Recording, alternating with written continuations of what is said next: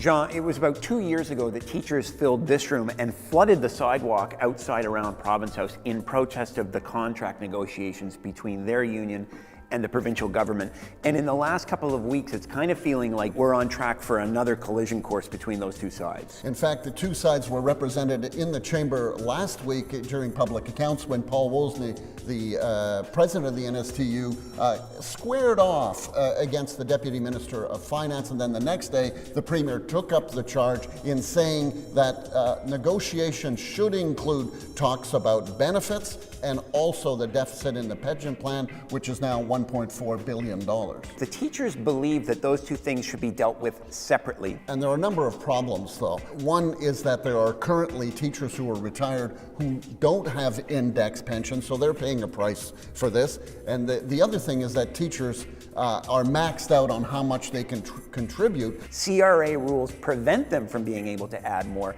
And so the government argues that with that option off the table, they need to talk about other ways to address that liability sooner than later. It has never been my approach to ignore a problem, to push it off. It makes absolutely no sense to me. But here's where the province really thinks that there are gains to be made, and that's with health benefits. Every other major union, the employees contribute to their health plan.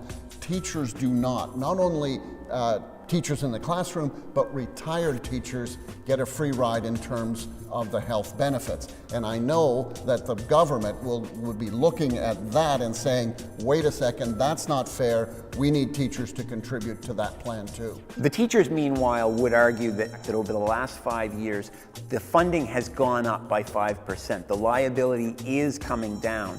The government, meanwhile, is saying it's not happening fast enough, and they want to make sure that even though they're on the hook for 50% of that liability, that it's not up to non-teachers to shoulder more than they believe should be expected. And we know that there are more retired teachers than there are actual working teachers contributing to their pension plan. So that makes things really dicey in terms of being able to find the money. And that pension plan is really what could be the linchpin to negotiations and frictions between the two sides. So expect to hear some of this debate in the chamber during question period, or perhaps the NSTU will begin to mobilize the troops and maybe we'll be seeing teachers walking around the building protesting, or at least making sure their voices are heard inside the chamber.